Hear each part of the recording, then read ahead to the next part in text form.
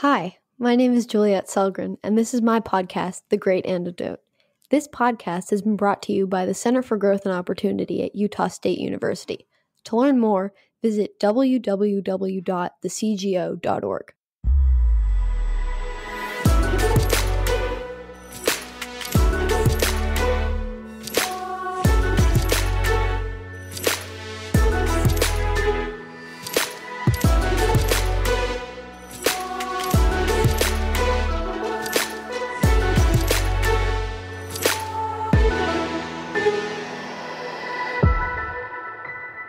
Hi, everybody. Welcome to the first episode of Season 2 of The Great Antidote.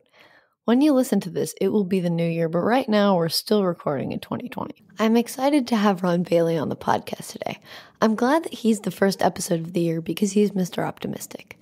As many of you know, I typically start the podcast by asking our guest what is the most important thing that people my age or my generation should know, but we don't. And many of them have said, especially economists, that things are constantly getting better.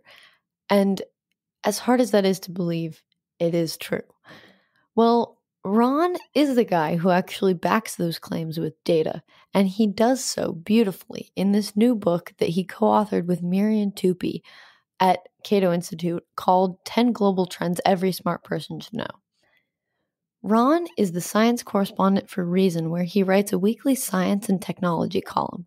He's the author of the book, quote, At the End of Doom, Environmental Renewal in the 21st Century, quote, and Libertarian Biology, the Moral and Scientific Case for the Biotech Revolution. Welcome. Welcome, indeed. I'm delighted to be with you. Two quick things, though. One is it's liberation biology, not libertarian biology. Well, I can see how you can make that mistake. Oh, yeah, I knew that in my head. That's fine. And two, I don't really think of myself as an optimist. I think of myself as a realist. And the data that we provide in 10 Global Trends is just flat out, pure old, plain vanilla data. Now, if you want to say that the world is, because the data indicates that the world is getting to be a better place, well, that's fine. That's not optimism, though. That's realism. Yeah, I mean, it is realism, but I think it contrasts so starkly with everything else that everyone is saying all the time that it makes it seem so optimistic in that context. And I think that's what it is. I think that's probably the case. But my hope is, and the hope of my co-author as well, Miriam Tupy, is that what will happen is that people will read this book and get the data and understand better about the actual trends on the planet. And that way we'll be able then to focus more on the things that aren't going right. But you really can't fix the world until you know what the actual state of the world is. And the problem is that so many people are afraid that things are terrible that I think they get confused and become disheartened. And what we're trying to do is, no, you have no idea how much progress, apparently you have no idea how much progress has been made over the last 2 centuries. And soldier on, things are going to get better. Yeah, absolutely. And we'll get into that. But first, I wanted to ask you, and I'm really interested to see what your response is going to be. What is the most important thing that people my age or in my generation should know that we don't? Well, one of the things I looked at were some polling data, for example, where it was a recent poll by Cornell University where they were looking at how younger folk, people between 18 and 29, were feeling. And 67% of them apparently felt like they were fearful about the future of the United States. And, given the recent politics, I can see why that might be. But I also think that encompasses, if you will, certain kinds of larger trends, environmental trends, for example, economic trends.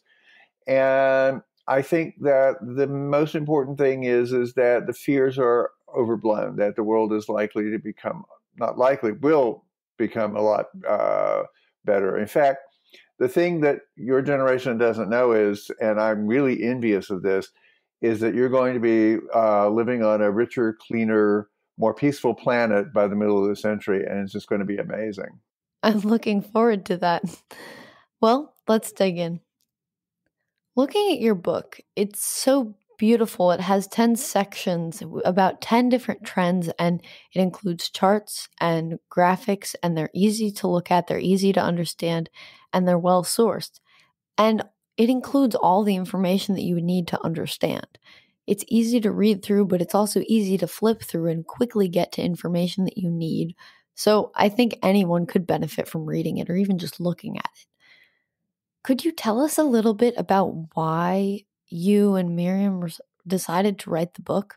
Well, you mentioned one of my earlier books, for example, and I've been following environmental trends as a science correspondent and a PBS television producer, part of my life, for decades now. And let me give you a little background of my background of how this came to be, how I came to become interested in these topics and have been pursuing them for decades now. When I was a college student back in the 1970s, where we, had mastodon steaks at the cafeteria, I was reading and being taught a series of books like The Limits to Growth, which came out in 1972, The Population Bomb in 1968 by Paul Ehrlich, for example, and Silent Spring by Rachel Carson. And my professors were teaching me, and I was an 18-year-old student, that basically my world was in terrible shape, that massive famines were going to be occurring very shortly in my lifetime, that hundreds of millions of people were going to starve to death, that toxic chemicals were going to create massive waves of cancer epidemics, and so forth. And basically, my future was extremely bleak.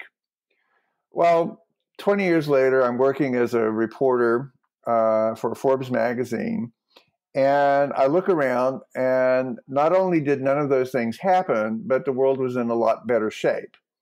And so I thought, well, this is an interesting opportunity. Why don't I go back and reread these books, and then I will go to the people, if they're still alive, and except for Rachel Carson, there were, and I interview them and write an article about what they say about the books and their predictions and what happened to the predictions. And naively at the time, I was thinking, well, most of these people are going to go, wow, it's so great we were wrong. Oh, thank you, Ron, for reminding people that. Turns out that's not what happens. I interviewed Paul Ehrlich, the author of The Population Bomb, and he assured me that he had only gotten his timing wrong about the hundreds of millions of people who are going to die in massive famines. And this was in 1990, thereabouts. And he assured me that the massive famines would occur between the year 2000 and the year 2010.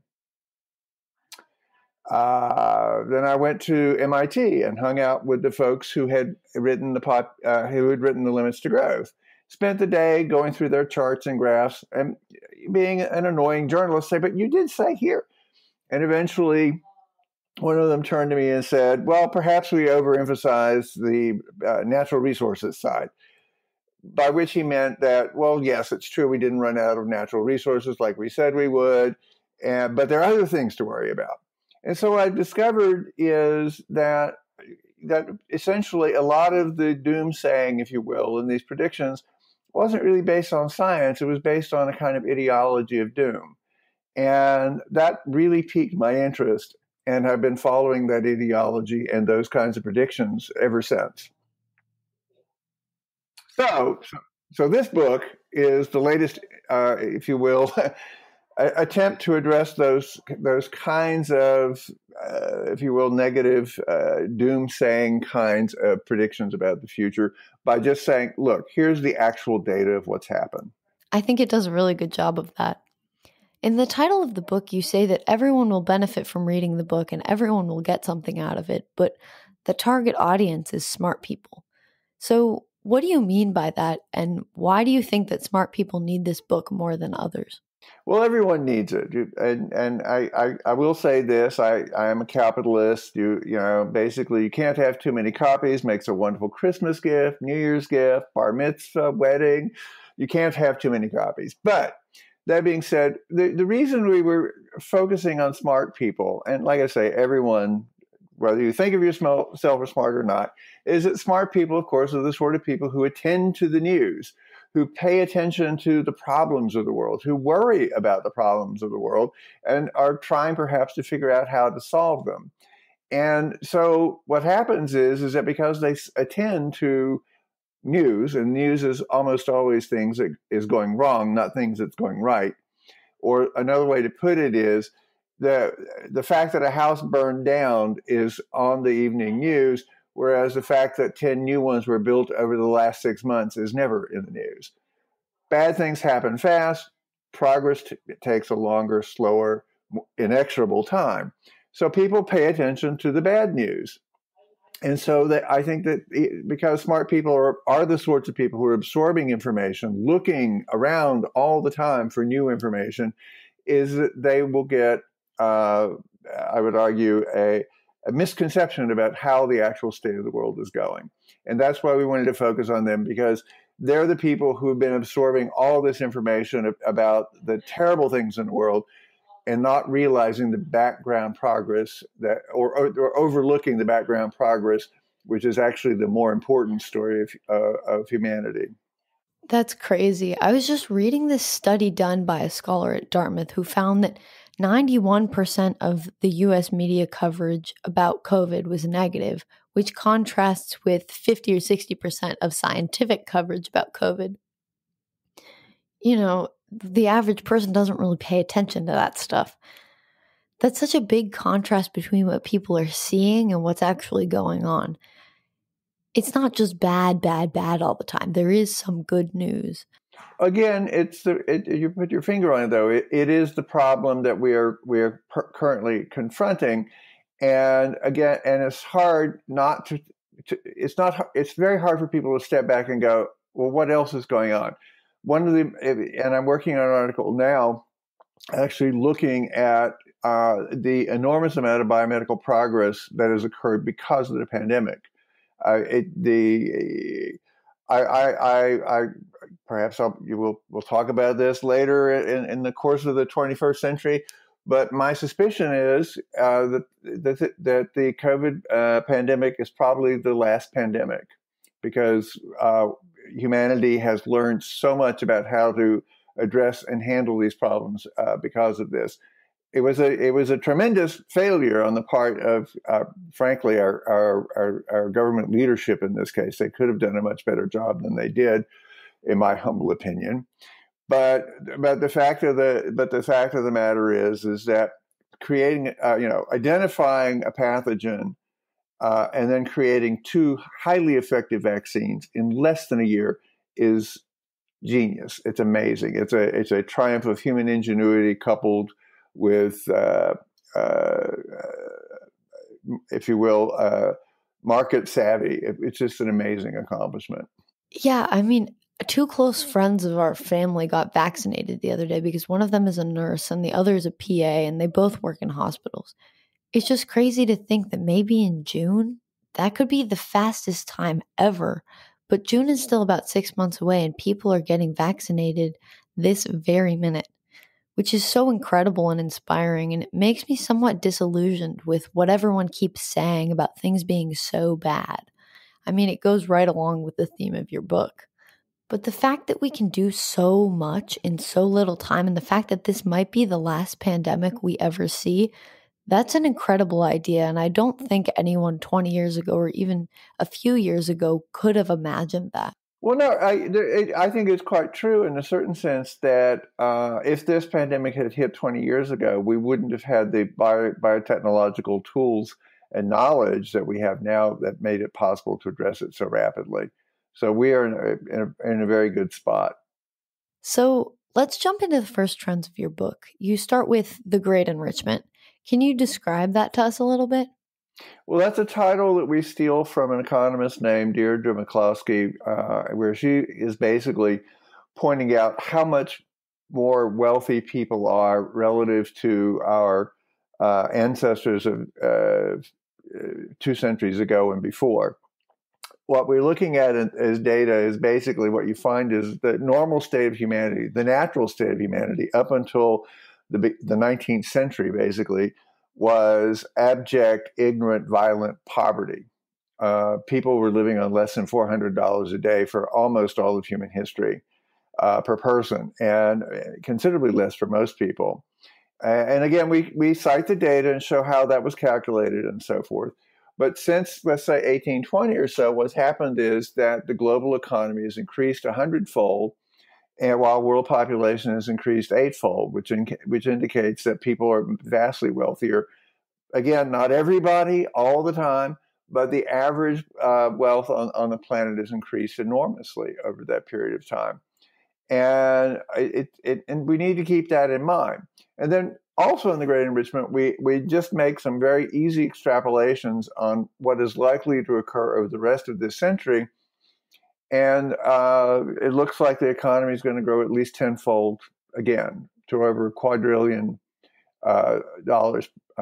which indicates that something like a per capita income in real dollars for on planet Earth would be about $100,000 per person. It's about $15,000 per person now. Again, not equally distributed, and that is a problem. But if I may, then I'll go to the second one, which is is the end of poverty, because that's the flip side of the Great Enrichment. Because you could imagine that, the top 1% got all the Great Enrichment. What we're showing here is that that's not true. Is using a measure that the World Bank came up with is essentially you live in absolute poverty if you live on less than $1.90 per day per person. That's a defined measure that the World Bank came up with some years ago. And what we have data showing is, again, the flip side of the Great Enrichment is that around 1820 or thereabouts, something like 90% of people on the planet lived on less than $1.90 per day. 90%. Then it took up until 1980 thereabouts for that to drop from 90% to 45%. But since 1980, it has dropped vastly more steeply than that. And now the latest data, though there's been an uptick because of the pandemic, but the data we had prior to the pandemic is that absolute poverty, living on less than $1.90 per day, has dropped to about 8% of the world's population. And we extrapolate those trends, and we think that by 2030 it'll be 5%. And in fact, absolute poverty, which is a measure, may be entirely gone by 2040 thereabouts. So that's the flip side of it. Is not everybody got rich, but so many people got lifted out of really terrible poverty over the last 2 centuries, and we want that to be acknowledged and celebrated.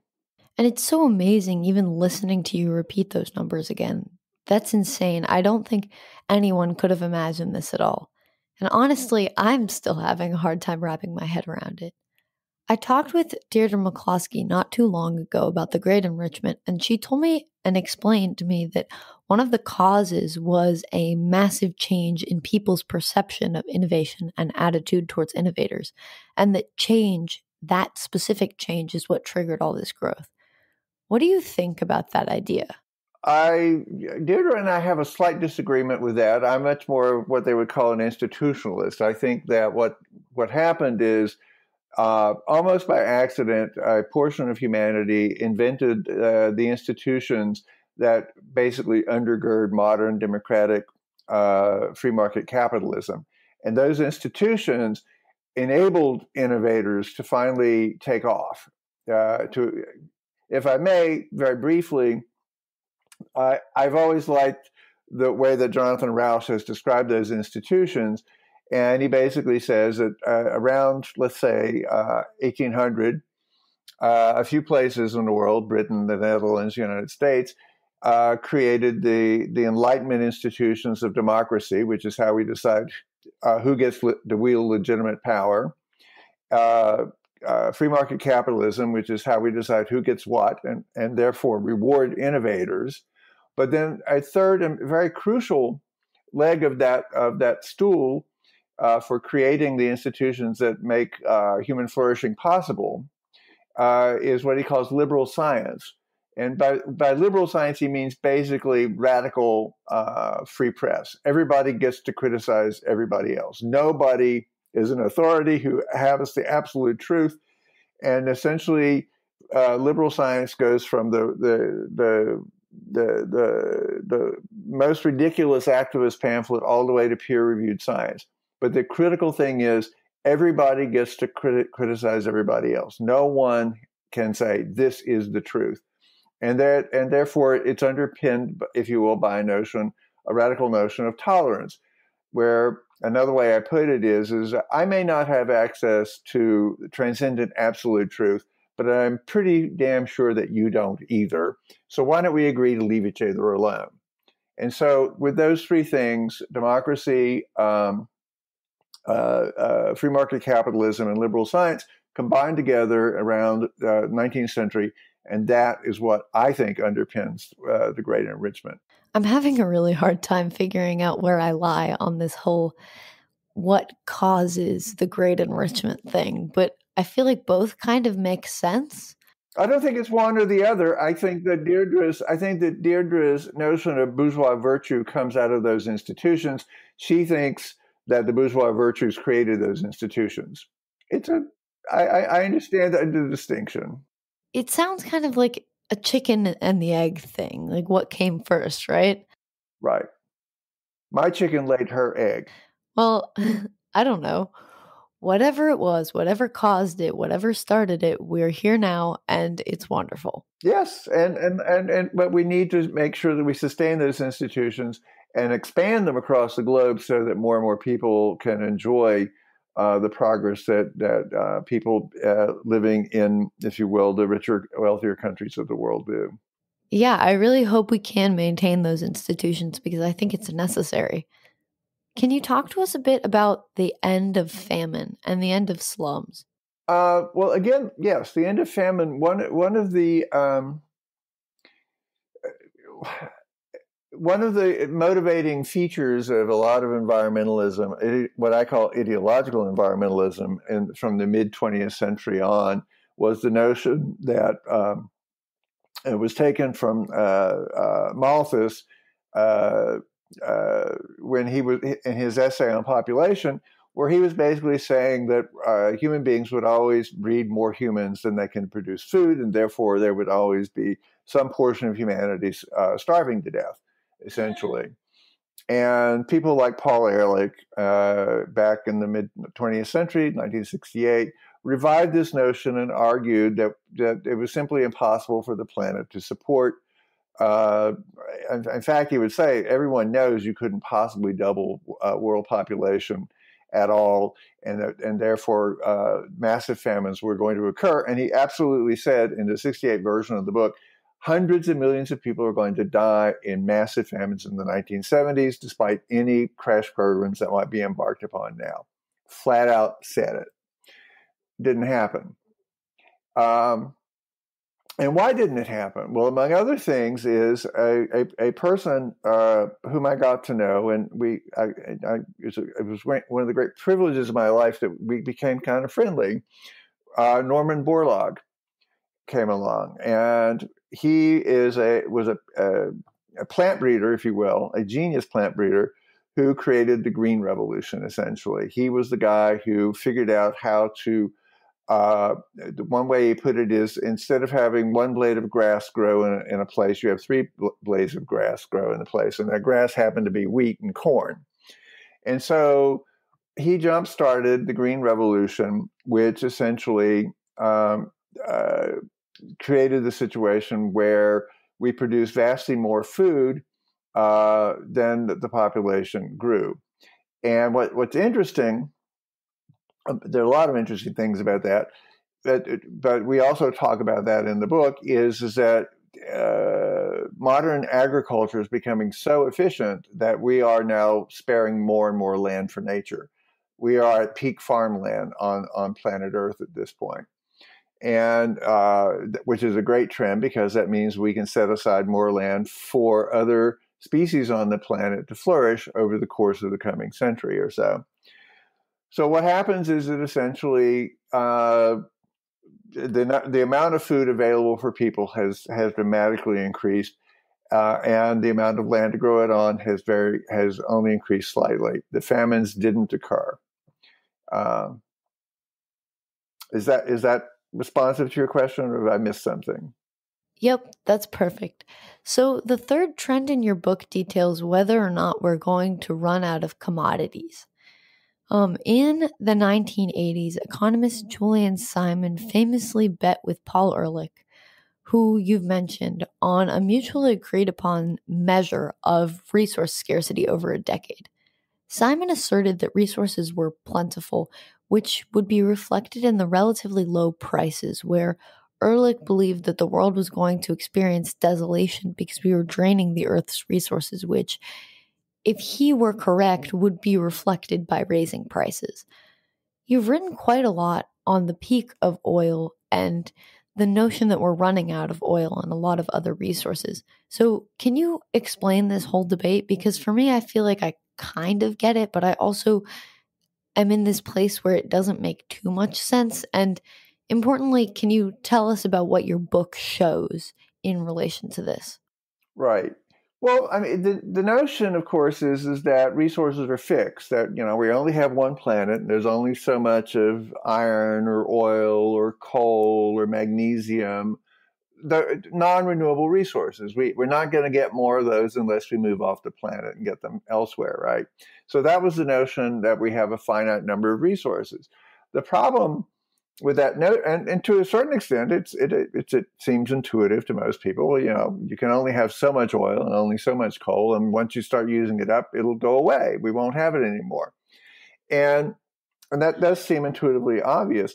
The problem is that people forget human ingenuity over time. Is that what we are very good at and getting increasingly better at is getting more value out of less and less stuff over time.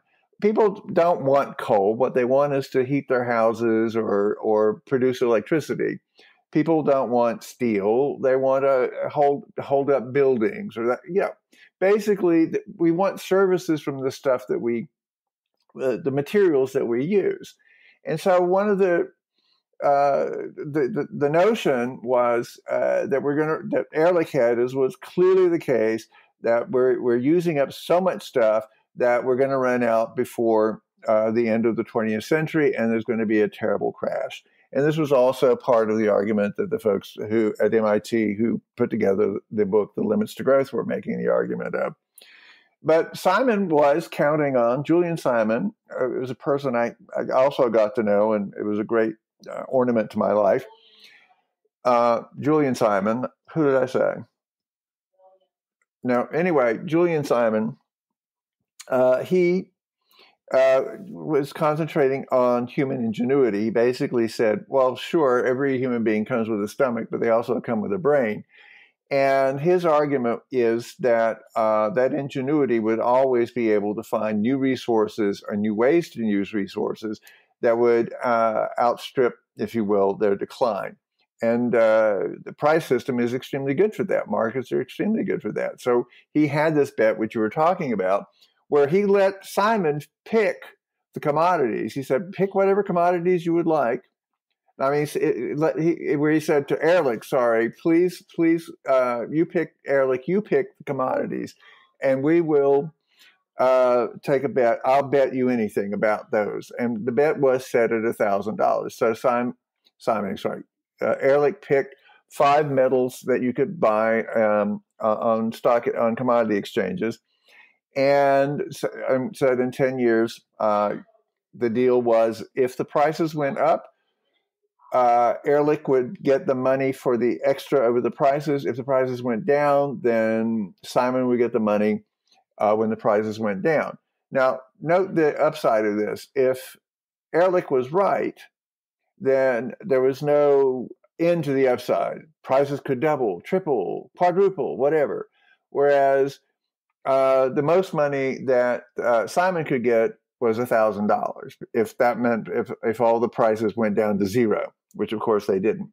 In any case, at the end of the 10-year period, Ehrlich sent him a check for $567 and some change, which indicated that the price of the goods that Ehrlich had picked had gone down by almost 60% over that period of time. Simon clearly won that bet. And then what my colleague Marian Tupy is working on is what he calls the Simon Abundance Index, and we have a little chapter about that. He's actually working on a book which is going to come out, I hope next year, outlining this. But also looking at 50 commodities over, and he picked 50 because those are the ones that you have the longest time series for in the data. And they're fuel commodities, metal commodities, minerals, and food. And what he finds is that in real dollars, that is, inflation-adjusted dollars, the price has gone down since 1980 by, I don't know, 35%, something like that. But if you look at how much labor, how many hours a person has to put in to obtain the same amount of those resources, what he calls the time price of money, human labor, human time and devotion to obtaining the resources, and time prices, they've gone down 65%, something like that. And what we do know is that when prices are going down, that means that things are becoming more abundant, not more scarce. That is absolutely amazing. I like the sound of that. I mean, when I think about this, I can imagine that there are quite a few doomsday scenarios and projections of what the future will look like from people like Ehrlich. Do you have examples of stuff like that? A lot of them are. What's interesting is a lot of them are now focused on climate change, and there are people who are. I can't remember his name right now, but who wrote a book 2 years ago, basically saying that the climate apocalypse, is upon us. It was a very popular book, and the truth of the matter is, and I'm going to be blunt about it, is that climate change is a problem. We don't focus on that in the book because, as we're trying to do in the book, is not ignore negative trends. We just assume everybody already knows about those. So we don't need to focus on those. In fact, we explain our selection mechanism for the trends that we do look at. But climate change is a problem, and unabated, it will be causing problems for humanity by the end of the century, if not before. But that's the thing. I don't think it's going to be unabated. We already have the technologies needed to address the problem, and human ingenuity is going to solve that problem as well. Yeah, actually, I do think that even if negative things occur like that we can solve them because we just have to think about them. Plus, the whole idea that more humans means more brains that are having more ideas. Well, there are all these scenarios out there, and again, it's not in the book. So, but if people would be interested, you can certainly find where I've been writing about this for some time. Is that there are these called integrated assessment models that are out there, where basically what you're trying to do is put an econometric model on top of a climate model and figure out what the world is going to look like 80 years from now. Now, everyone knows econometric models and climate models are not exactly precise, but if you taking those, and they're taken seriously in the field, it turns out that assuming a really pretty bad worst case increase of, I don't know, 4 degrees centigrade, which would not be good at all. I mean, the difference between now and an ice age is about 4 degrees centigrade. People living in 2100, instead of living on $100,000 per capita, they would be living on a mere $90,000 per capita. So climate change is not great, but it also doesn't mean the end of the world or the end of human flourishing, at least in that kind of integrated assessment model. I don't want to stand by it. I'm just saying that people are always trying to figure out the scenarios and figure out what things are likely to be. And it would be like, how shall I say this? Imagine someone in the United States let's say the year 1901, predicting that there would be computers, that there would be transatlantic airplane flights, that there would be the average per capita income in the United States in real dollars would be something like $40,000 per person. If you were telling someone in 1901 that was going to be the case, they would go, "You're crazy." And I think that we stand in exactly the same relation, in some sense or other, to the future as well. Is the amount of wealth that's going to be created, and most particularly the amazing new technologies, biotechnologies, nanotechnologies, for example, and obviously information technologies that are going to come over the next 80 years or so, that it's almost impossible for us to imagine. Yeah, I mean, I try to think about the future, but I can't even do it because, well, I can't even start to predict what it's going to look like because, I mean, no one really has any idea. But I also believe that whatever comes along, we can fix it. And there's always that. We are getting better at it. Yes, we are. I mean, and I know this. This is someone growing up in the '70s, and I'm an old Star Trek fan from the 1960s, and I'm sure you've heard this before. But if you watch old Star Trek things, they have these amazing things called communicators. They're basically walkie-talkies. I'm the kind of guy standing on a beach in Bali, FaceTiming with my wife in the United States, and going, Star Trek would have loved to have had this. So I'm kind of sad that we don't have time to cover all the trends in this book and talk about each one of them in detail, but I can assure my listeners that they are all surprising and all super interesting. I, for instance, was absolutely amazed to learn that the share of the earth covered by trees has actually been expanding significantly since the 1980s. Which trend is your favorite, or which do you think is the most stunning of all of them? Um, that's a good question. My favorite actually is the end of poverty. The fact that so many people have been lifted out of abject poverty over the last 2 centuries is just it's a great joy to me to know that. But the ones that amaze people, the one you mentioned, the tree cover. Most people think the deforestation is we're still losing a lot of trees, and in some places we still are. But the fact of the matter is, on a planetary scale, we've been increasing the global tree cover quite considerably, an area the size of Alaska and Montana combined since the 1980s. In Europe, the United States, for example, and in China, the forests have been returning. Another one that people may not know, but we're living in a much safer world as well, because we hear a lot about natural disasters and the costs of those and so forth. But the fact of the matter is, your chances, a chance of any human being on the planet of dying in a natural disaster has declined by 99%. You have since the 1920s. And this again is because of wealth and technologies, being able to monitor the progress of a hurricane, for example, or building better buildings to withstand earthquakes, have dramatically reduced the human toll from natural disasters over the last century or so. Yeah, and I would say that graph is particularly beautiful to look at because it just makes me happy. The fact that less people are dying all the time, that in no way can be negative. Well, I mean, that's the other thing. I don't think that most people realize that in around, 1900, 120 years ago, average life expectancy was something on the planet was something around 35 years. And it's more than doubled. It's now about 72 years. And that's everywhere.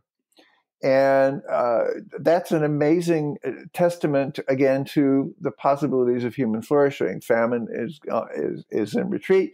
We have a wonderful section on what's going on with infectious diseases and how much that has declined, and how, again, human interventions, vaccines most particularly, have driven a lot of scourges like smallpox, measles, mumps, and so forth into the background. In fact, we've eradicated smallpox. How do you explain all of these trends, like in a quick summary?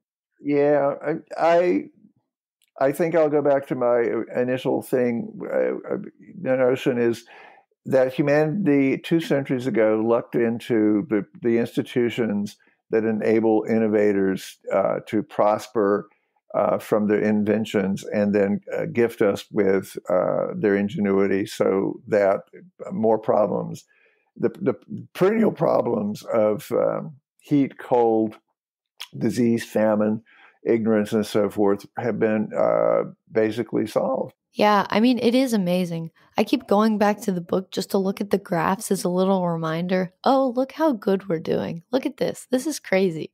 Well, I have to say that the book designers did a fabulous job with it. I think it's a very pretty book, honestly.